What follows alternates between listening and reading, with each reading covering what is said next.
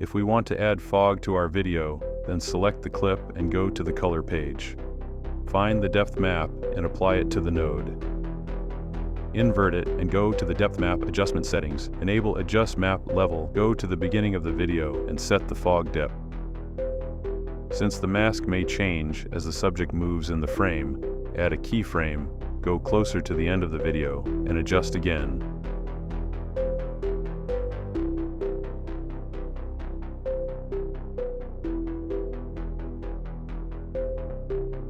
Disable preview and go to the color curves.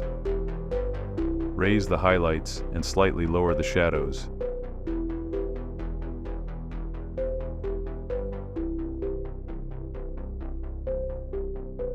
Check it.